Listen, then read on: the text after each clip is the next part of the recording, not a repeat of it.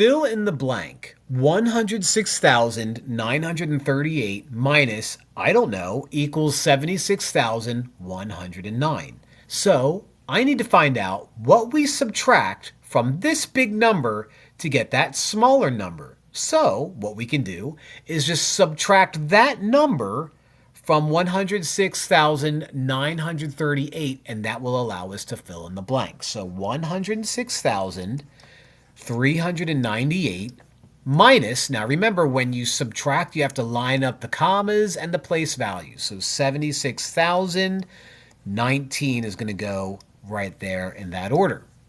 Then we start subtracting. 8 minus 9, can't do it. Borrow from 3, make it a 2. Now it's 18 minus 9.